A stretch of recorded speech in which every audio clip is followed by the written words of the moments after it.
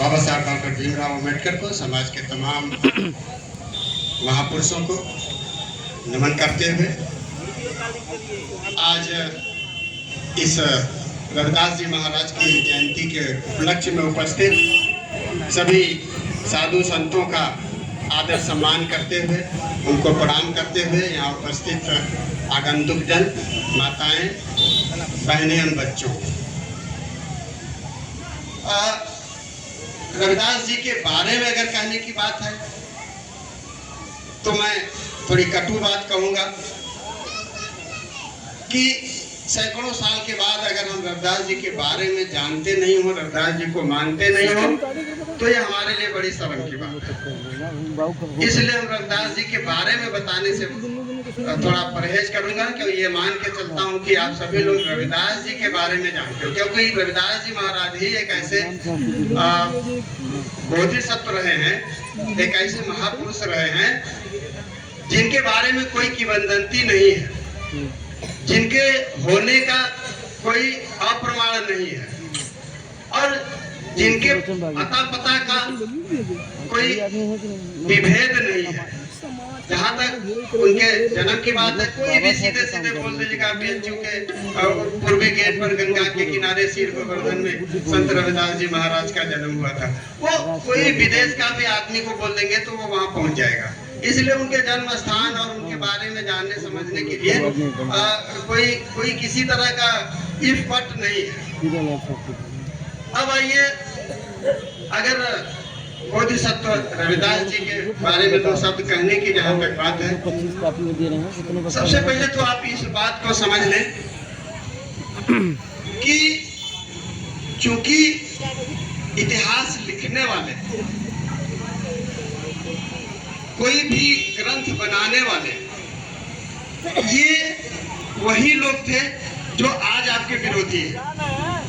तो उन्होंने ग्रंथों को, इतिहास को अपने हिसाब से तोड़ मरोड़ के लिखा, समझाया और लोगों ने समझा वैसे ही। अब जैसे जब हम ये कहते हैं कि एक बंदर जाकर के सूरज को निकल गया, एक आदमी के सर पे क्विंटल भर का हाथी का सर लगा दिया गया। शायद आप सब इस बात को मानने के लिए तैयार नहीं हो, और अगर मानते हो तो आपकी इच्छा, फिर आप अम्बेडकरवादी नहीं है, आप सही मायने में बोधिसत्वों को जानते नहीं। अच्छा, तो अगर इस बात को हम असत्य मानते हैं तो ये हम कैसे मान सकते हैं कि कटौती में गंगा प्रकट हो जाएगी? ये हम कैसे मान सकते हैं कि रविदास जी महाराज 4-4 जनेऊ निकाल के दिखा देते हैं ब्राह्मणों के विवाद होने पर? कहते हैं कि एक त्रेता का, एक कलयुग का, एक द्वापर का, एक सतयुग का 4 जनेऊ निकाल के दिखा देते हैं, बोलते हैं हम तुमसे बढ़ के ब्राह्मण हैं। कहते हैं कि मूर्ति को तैरा देते हैं। इस तरह की कईयों की बंधनतियां रविदास जी महाराज के साथ, उनकी पत्नी लोही के साथ भी कहा जाता है। बोलते हैं कि वो धान कूटते समय मूसर ऊपर उठा देती है, रविदास जी महाराज बोल देते हैं कि देखो आग आई पंडिताई नाग मांगने, तो वो मूसर ऊपर छोड़ देते हैं और आग दे देते हैं। इसको कैसे मान सकते हैं आप? इसका सीधा अर्थ ये समझ लीजिए कि हमारे संत महापुरुषों को, हमारे बोधिसत्वों को मिटाने के लिए, उन्हें समाप्त करने के लिए इस तरह की कपोल कल्पित गाथाएं सुना के, बता के उन्हें मिटाने का, उन्हें खत्म करने का प्रयास किया गया और बहुत दिनों तक प्रयास किया गया। बाबा साहब के बाद शायद सही ढंग से हम लोग जागे हैं, जो सही बात को जानते हैं। अगर मानना है तो बाबा साहब की बातों को मानिए। जो उन्होंने कहा, बाबा साहब की मालूम 40-40 मालूम है, उनमें बिल्कुल सच्चाई, बिल्कुल आप इस तरह से कह लीजिए कि प्रमाणित, जिसको आर्य सत्य कह सकते हैं, जो बिल्कुल आर्य सत्य है। आर्य सत्य मतलब जिसको प्रमाण की जरूरत नहीं और तर्कों के आधार पे आप किसी, कहा गया है कि आप किसी बात को इसलिए मत मानिए कि धर्म ग्रंथों में लिखा है, आप किसी बात को इसलिए मत मानिए कि संतों महापुरुषों ने कहा, आप इस बात को मत मानिए कि परंपराओं से चली आ रही, आप इस बात को कतई मत मानिए कि समाज में प्रचलित है। आप किसी बात को तब मानिए जब आपकी तर्क की कसौटी पर वो खरा उतरे। सचमुच में आपको लगता है, आप उस पर प्रश्न करिए, आप उस पर विचार करिए कि क्या ये संभव है, क्या ऐसा हो सकता है, तभी आप उस बात को मानिए। और ये बातें जितनी अब कपोल कल्पित बातें रविदास जी महाराज के बारे में कही गई है, ये सिर्फ कपोल कल्पित है और मिटाने के लिए कहते हैं कि विचार मिटते नहीं। अगर विचार मिटते नहीं तो कहाँ गया विचार? तथागत भगवान बुद्ध का, जिन्होंने हमें पंचशील दिया था, जिन्होंने हमें बताया था चोरी मत करो, पाप मत करो, व्यभिचार मत करो, जिन्होंने बताया था कि जुआ शराब मत पियो, किसी तरह की नशीली पदार्थों की बात मत करो, जैसा कि डॉक्टर के बी आनंद जी ने बताया। अगर विचार मरता नहीं, विचार बने रहे, तो क्यों हमारे समाज के लोगों ने ऐसा किया? क्यों हमारे समाज के, आज हमारे समाज की 50% आबादी सिर्फ इस बात के लिए बर्बाद है, इस चीज के लिए बर्बाद है, जैसा कि भी आनंद सर ने कहा कि केवल नशा पत्ती छोड़ दे अगर, तो हमारी आधे विकास का जड़ वही है। कैसे मिट गए हमारे विचार? मिटे नहीं, मिटाए गए। और विचार मिट जाते हैं। विचारों के ऊपर जब अपना विचार प्रकट कर दिया जाता है, अपनी बातों को जबरदस्ती थोप दी जाती है, तब विचार मिट जाते हैं। इससे हमें सावधान रहने की जरूरत है। आप विचारों की बात देखिए, हम बड़े आसानी से समझ लेते हैं कि संत रविदास जी संत थे, और सब लोग कहते हैं, बड़े उससे कहते हैं संत शिरोमणि श्री रघुदास जी महाराज। ये कोई संत वंत, कोई भगवान के भक्त नहीं थे। ये बात बड़ी कटु बात कह रहा हूँ, इसको बड़ी गहराई से समझेंगे, खासतौर से हमारे संत महापुरुष लोगों के लिए मैं कह रहा हूँ। कोई शांतवंत ऐसा नहीं थे जो भगवान की भक्ति में लीन हुआ करते थे, जो स्वर्ग की कामना करते थे। उन्हें किसी स्वर्ग वर्ग की कामना नहीं थी। वो कोई ऐसे संत महापुरुष या ऐसे वाले वो भक्त जिसको भक्त किसको कहते हैं? हमारी भक्ति करो, हमारी सेवा करो, वो भक्त होता है। माफ करिएगा भैया लाल भगत इस बात को न समझ लें। हमारी इनकी बहुत बात होती रहती है। इनका नाम भैया लाल है, मेरा नाम भाई लाल है। इनसे हमारी बहुत बार आपने हमसे अनुरोध किया था, हमसे रिक्वेस्ट किया था, हमें आदेशित किया था कि आप आए। मैं नहीं आ पाया था, और इस बार इन्होंने हमको बुलाया नहीं, बिना बुलाए मैं आया हूँ। इसलिए अपनी बात जो भी है मैं कह के जाऊंगा, बाद में थोड़ा कोसेंगे, माफ करेंगे। भक्त भी वैसे ही, किसको उन्होंने भक्त कहा? आओ मेरी सेवा करो, सेवक बनाए, तब भक्त कहा। कोई भक्त नहीं थे रविदास जी महाराज। रविदास जी महाराज क्या थे? ऐसा चाहूं राज में जहां मिले सबन को अन्न, छोट बड़ सब संग रहे, रविदास रहे। ऐसा राज, इसका क्या मतलब समझते हैं आप? कि उन्होंने सत्ताधारियों के ऊपर, उन्होंने राजाओं के ऊपर एक कुठाराघात किया था, बगावत किया था, क्रांति किया था रविदास जी महाराज ने। कोई संत नहीं, कोई महात्मा, कोई भक्त नहीं थे, बगावती क्रांतिकारी थे रविदास जी महाराज, जिन्होंने कहा था कि ऐसा चाहूं राज में। सुनो, ये जुमलेबाजी वाला राज मुझे नहीं चाहिए। राज ऐसा चाहिए जहां समता, स्वतंत्रता, बंधुत्व और न्याय की बात हो। हमें ऐसा राज चाहिए। बोलिए, बीच में हमको डिस्टर्ब मत करिए, मेरा तारतम्य टूट जाता है। आप बोलिए। ये जो संत है हमारे बीच में है, पहले प्रसाद करने के लिए बैठ जाए और आप लोग बोल साहब का सुने, और उसके बाद जो संत हमारे बीच में पहले प्रसाद भोजन करें।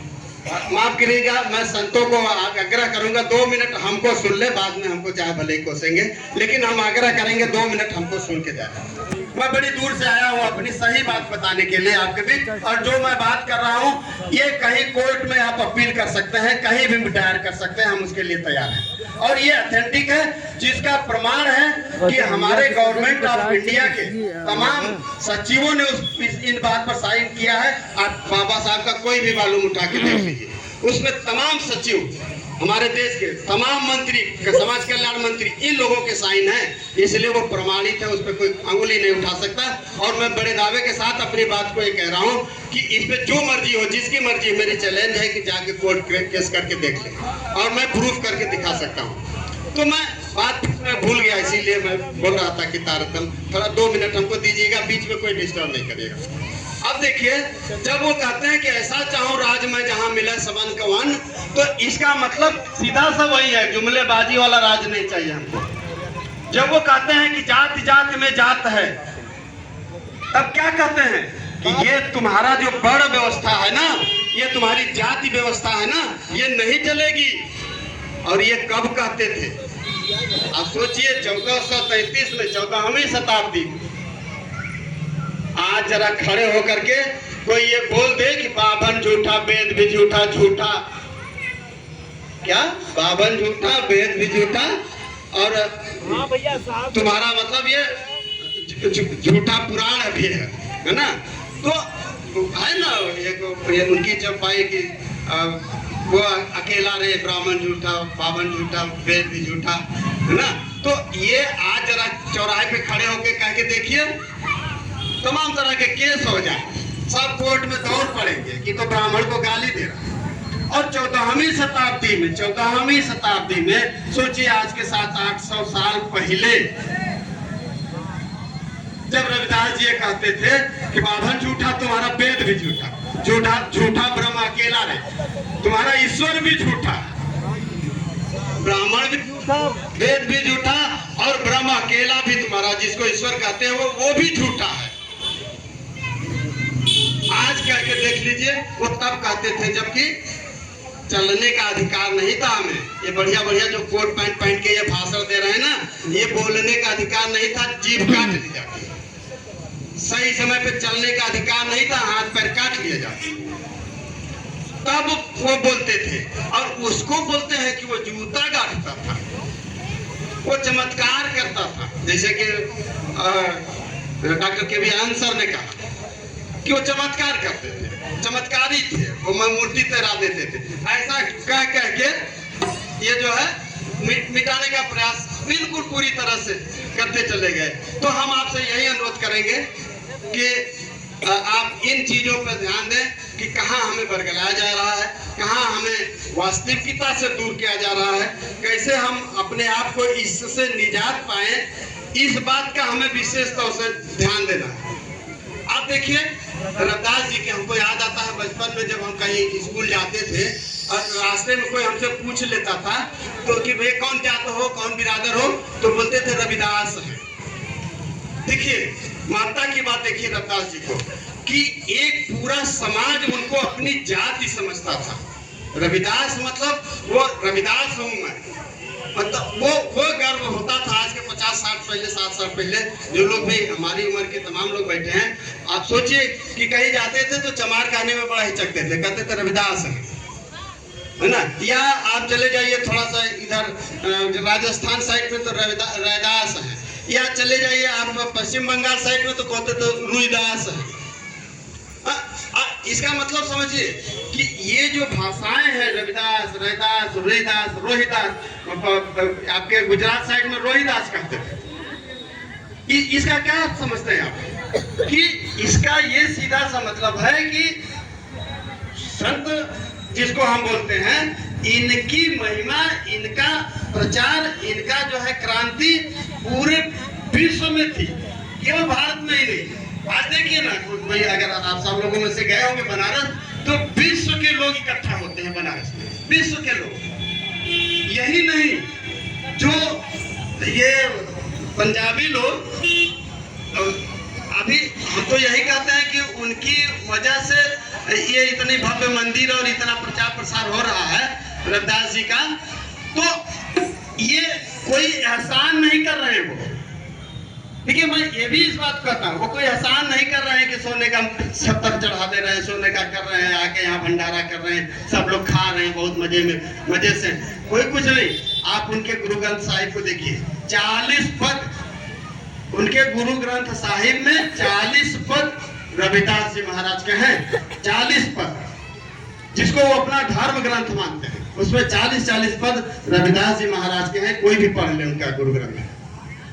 तो वो एहसान नहीं कर रहे, वो सही मायने में जानते हैं रविदास जी को, इसलिए उनके बारे में इस तरह का करते हैं, पूरे विश्व के लोगों को बताते हैं। माफ कीजिएगा, अब मेरा समय समाप्त हो गया है, शायद करना है, बातें बहुत करनी है। रविदास जी के बारे में बोलने के लिए बहुत कुछ है। मैं बहुत बहुत आभार व्यक्त करता हूँ यहाँ के संचालक महोदय, खासतौर से भैया लाल भगत जी का, ये इन्होंने हमें बुलाया, समय दिया, बहुत बहुत धन्यवाद। धन्यवाद सर।